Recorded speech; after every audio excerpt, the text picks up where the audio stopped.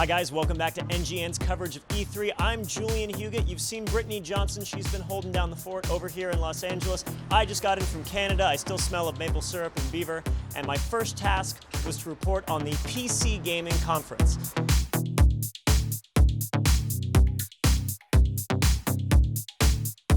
First up, we saw some more content updates for ARK Survival Evolved. They're going to be releasing the Titanosaur, which is like a giant mobile walking base. They also introduced the first-person version of some animals that you can actually pilot and run around in, as well as a mate button. So the game's famous already for its poop button. Now you can also press a button to mate. So Survival Evolved, covering the 3 F's of survival: feeding, fighting, and mating.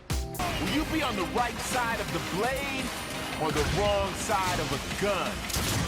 Lawbreakers, which we're very excited about. It's another run-and-gun first-person shooter online, except it's very specialized in how the player moves. Particularly, we saw a lot of what looked like Indiana Jones's trusty whip used to get around the map from one place to another.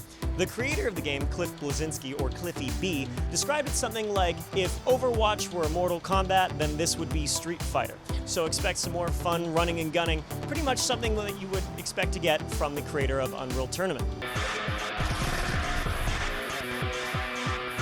Next up, we had Killing Floor 2 with some content updates, including player versus Zed and a sharpshooter mode. A new character was introduced. It's free to play over the weekend from Thursday to Monday, so if you want to get your hands on this game and take out some genetically engineered zombies, go to it. They also introduced Killing Floor Incursion, which is going to be a VR, completely new take on the game. So if you have plenty of fresh underwear that you want to go through, highly recommend checking this one out.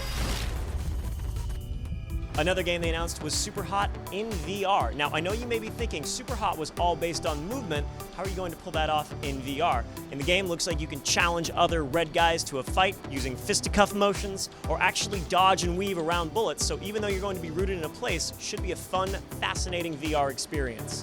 We then saw the announcement of Arma 3 Apex. They're bringing in some new graphical updates to make the game even prettier, new weapons, new vehicles, a new island setting so you can create entirely new scenarios. And if you've pre-ordered it and you're subscribed to the developer list, you can actually access that game right now before it comes out on July 11th. We're also very excited about the announcement of Halo Wars 2. Now, the first one, best-selling RTS on a console ever, so naturally, why not bring it to PC? It's going to be released simultaneously when it comes out on console, and it's not going to be a simple port. They promise there's going to be very specific new controls that are accommodating to keyboard and mouse. So if you're a hardcore real-time strategy fan and also like Halo, this is going to be the ideal blend for you. And finally, one game that I'm very curious about is called Giant Cop. It looks like another Double Fine sort of game, not terribly pretty, but very intriguing. Basically, the premise is you're a giant cop. It's as though you were God on a detective beat. And if you find evildoers, you can punt them into the ocean.